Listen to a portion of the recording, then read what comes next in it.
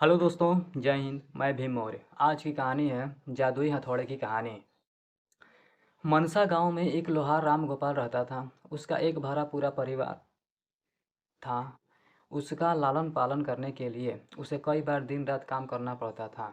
रोज की तरह आज भी काम पर जाने से पहले राम गोपाल ने अपना खाने का डिब्बा बांधने के लिए अपनी पत्नी से कहा। पत्नी जब डिब्बा लेकर आई तो राम गोपाल ने कहा, मुझे आज आने में देर हो जाएगी, शायद मैं रात को ही आऊं। इतना कहकर राम गोपाल अपने काम पर निकल गया। काम पर जाने का रास्ता एक जंगल से होकर गुजरता था। वहाँ जैसे ही राम गोपाल पहुँचा, उसे कुछ आवाज़ सुनाई दी।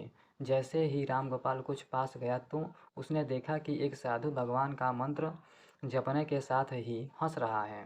हैरान होकर राम गोपाल ने पूछा, आप ठीक हैं? उस साधु को राम गोपाल नहीं जानता था, लेकिन साधु ने एकदम से उसका नाम लेकर कहा, आओ राम गोपाल बेटा, मैं तुम्हारा ही इंतज़ार कर रहा था। मैं भूखा हूँ, मुझे अपने खाने के डिब्बे से कुछ खिला दो। बाबा से अपना नाम सुनकर राम गोपाल हैरान था, लेकिन उसने कोई सवाल नहीं किया और सीधा अपना खाने का डिब्बा निकालकर उन्हें दे दिया। देखते ही देखते बाबा ने राम गोपाल का सारा खाना खा लिया। उसके बाद उस साधु ने कहा, बेटा मैं तो सारा खाना खा गया, अब तुम क्या खाओगे? मुझे माफ़ करना। राम गोपाल ने कहा, कोई बात नहीं बाबा, मैं काम के लिए बाजार जा रहा हूँ तो मैं वहीं कुछ खा लूँगा।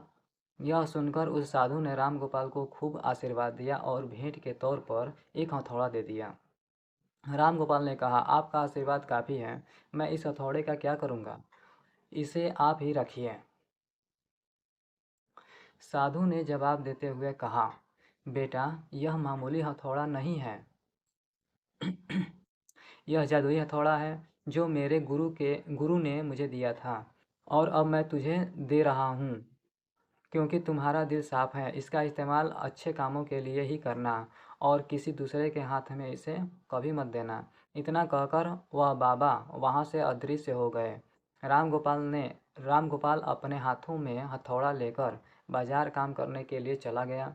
औजार बनाने से पहले उसके दिमाग में आया कि आज इसी हथौड़े से लोहा पीटता हूँ। जैसे ही उसने लोहे पर हथौड़े से चोट मारी, वो सीधा औजार बन गया।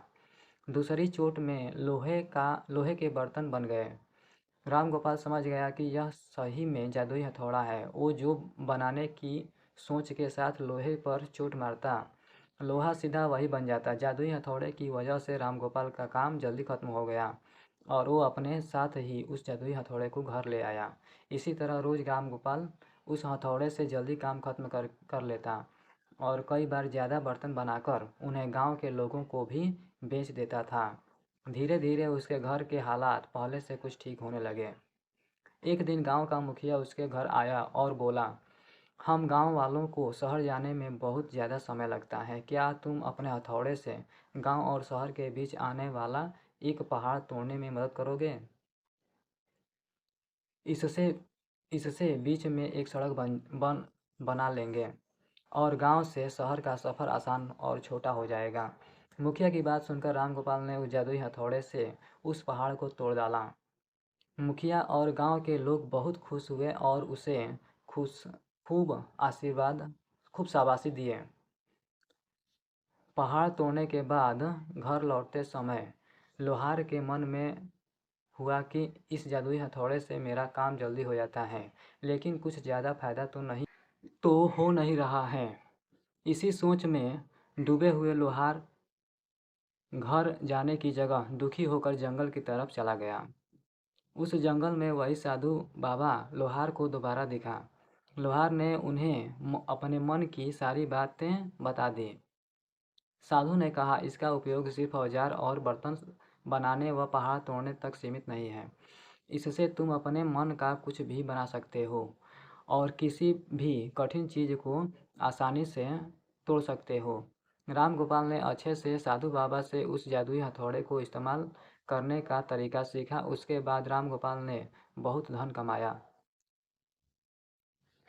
आज राम गोपाल एक अमीर आदमी बन गया है। अभी भी वो जब भी ज़रूरत महसूस होती है, उस जादुई हथौड़े का इस्तेमाल कर लेता है। कहानी से सीख, चाहे कोई वस्तु हो या दिमाग, इनका इस्तेमाल पूरी तरह से करना चाहिए। साथ ही अपने पास मौजूद सामान का मोल समझना ज़रूरी है। व्यर्थ हताश होने से काम नहीं बनता। प्यारे दोस्तों, चैनल को लाइक और सब्सक्राइब करें। जय हिंद।